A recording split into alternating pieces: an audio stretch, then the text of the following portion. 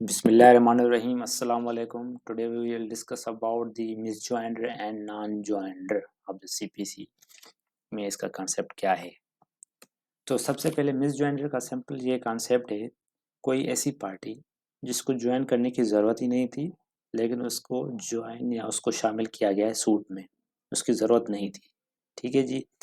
तो सिंपली उस पार्टी को कोर्ट क्या कर सकती है, तो कोर्ट में order the necessary amendments to rectify the error, या उस पार्टी को स्ट्राइक आउट कर सकती है क्योंकि वो इम्प्रॉपर पार्टी है, उसकी ज़रूरत नहीं है उस केस में। ठीक है जी। तो इसका एग्जांपल देखते हैं। ये मैंने सिंपल एक कॉन्सेप्ट बताया आपको। ठीक है, ये बाकी जो है लिखा हुआ है जिसे आप इस पे पढ़ लेना क्या लिखा हुआ है। ये सिंपल, इसमें कोई ऐसी बड़ी चीज़ नहीं है, इतनी कोई डिफ़िकल्ट वर्डिंग नहीं है। एग्जांपल पे आते हैं। एग्जाम्पल ये है simply the plaintiff initiated lawsuit against a healthcare provider for medical malpractice in the same cause sues a neighbor of for a property boundary dispute। तो सिंपली आप ये देख सकते हैं कि यहाँ प्लेंटिफ एक सूट फाइल कर रहा है हेल्थ केयर के खिलाफ क्योंकि उसने मेडिकल मेल प्रैक्टिस की है, और दूसरा वो सूट फाइल कर रहा है नेबर का, उसने प्रॉपर्टी बाउंड्री में उसका डिस्प्यूट चल रहा है। तो यानी सिंपल इसका मकसद ये है कि ये दोनों अलग अलग मैटर हैं। देयर इज अ कंट्राडिक्शन, इसमें कंट्राडिक्शन है कि आप एक दूसरी पार्टी को इस मेडिकल मेल प्रैक्टिस में ऐड नहीं कर सकते। वो अलग केस है, उसका अलग सूट फाइल होगा, ये अलग है, इसका अलग होगा। तो आप दोनों को ऐड नहीं कर सकते। तो यानी अगर आप अपने नेबर को इस मेल प्रैक्टिस में इन्वॉल्व, मेडिकल मेल प्रैक्टिस में इन्वॉल्व करेंगे तो इसका कोई फ़ायदा नहीं है इस पार्टी को ज्वाइन कराने का। तो ये अलग अलग फाइल होंगे, तो यानी इसको कहेंगे हम मिसजॉइनर। जिसकी ज़रूरत ही नहीं है, प्रॉपर पार्टी है, नेसेसरी पार्टी ही नहीं है, उसको आपने ज्वाइन करवा दिया है। ठीक है जी। नॉन ज्वाइनर सिंपली जैसे कि मिसजॉइनर एक था कि नेसेसरी पार्टी नहीं थी, इम्प्रॉपर पार्टी थी, उसको ज्वाइन किया गया है। लेकिन नॉन ज्वाइनर ये है कि जो नेसेसरी पार्टी है उसको ज्वाइन ही नहीं किया, पार्टी उसको बनाया ही नहीं। ठीक है जी, सिंपल इसका कॉन्सेप्ट यही है। नॉन ज्वाइनर ऑफ पार्टीज और other on the other hand occurs when a necessary party is not included in the lawsuit। जिसको बनाना चाहिए था आपको पार्टी, उसको आपने पार्टी बनाया ही नहीं। ठीक है जी। तो आगे जैसे कि necessary party is one whose presence is essential for complete and effective education of the matter. जाहिर सी बात है, अगर जो मेन पार्टी उसको आप शामिल नहीं करेंगे तो एजुकेशन में मसला होगा फिर बाद में। तो उसके बाद एग्जांपल है जैसे कि एक एक्स वाई एंड जेड का एक प्रॉपर्टी डिस्प्यूट चल रहा है। ठीक है, क्यों चल रहा है? क्योंकि उसके पेरेंट्स ने आपस में कोई विल नहीं बनाई, तो किसी को वो प्रॉपर्टी दे के नहीं गए, तो जाहिर सी बात है शेयर होगी फिर प्रॉपर्टी। तो एक्स फाइल करता है lawsuit against Y, so without including Z. Z तीनों सिबलिंग्स है तो जेड को भी इंक्लूड करना चाहिए था एज अ पार्टी, क्योंकि मेन पार्टी है वो भी, उसको ऐड ही नहीं किया। ठीक है, उसके विदाउट इंक्लूडिंग जेड उन्होंने केस फाइल कर दिया।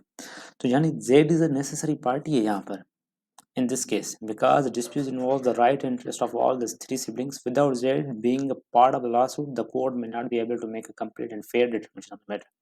जाहिर सी बात है, अगर एक्स वाई के बीच वो प्रॉपर्टी शेयर होगी तो जेड को भी मिलनी चाहिए, उसका भी हक है, उसका भी लीगल राइट है वो प्रॉपर्टी उसको मिले।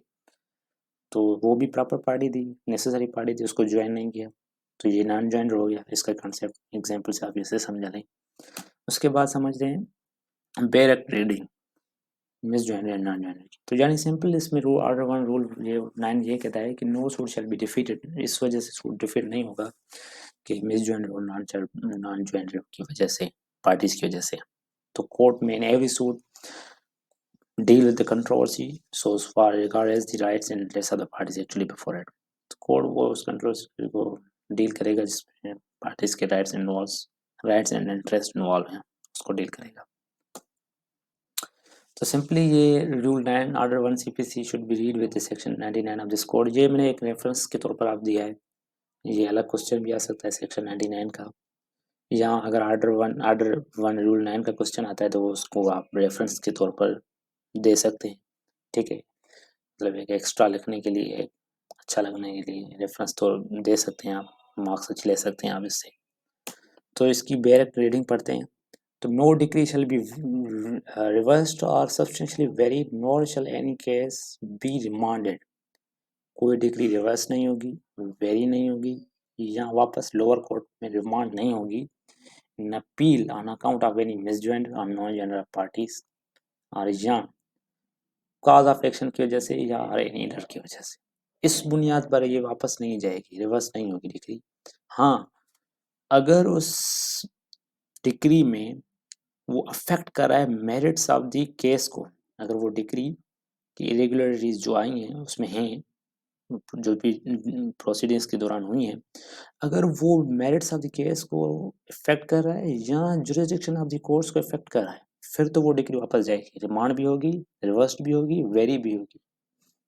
लेकिन इस बुनियाद पर नहीं होगी कि वो मिस ज्वाइंडर नॉन ज्वाइंडर की वजह से या काज ऑफ एक्शन की वजह से या एनी एरर की वजह से डिफेक्ट और irregularity in any proceeding suit, इस वजह से नहीं होगी। अगर वो मेरिट्स ऑफ द केस की वजह से इफेक्ट कर रही है उसको, या जुरिस्डिक्शन ऑफ द कोर्ट का मसला है, फिर तो वो वापस होगी। उसके बाद ये सिंपली ये सूट के नॉट बी डिसमिस, जैसे हमने पहले पढ़ा, फॉर द मिस ज्वाइंडर और non joinder of the parties, उसको सूट के नॉट बी डिसमिस से नहीं होगा नॉन ज्वाइंडर और ज्वाइंडर मिस ज्वाइंडर की वजह से। ये कुछ दो केस लाज हैं, आप सिंपली इसकी वर्डिंग आसानी देख सकते हैं, प्लान में इसको अमेंडमेंट करके इस रिमूव को इस डिफेक्ट को रिमूव किया जा सकता है। और 2016 PLD सन 304 में मिसजॉइंट और non joint of the party should not result in the defeating the suit. तो मिसजॉइंट और नॉन जॉइंट जो पार्टीज हैं वो सूट को डिफीट नहीं कर सकते, उसकी वजह से सूट डिफीट नहीं होगा। ठीक है, थैंक यू वेरी मच।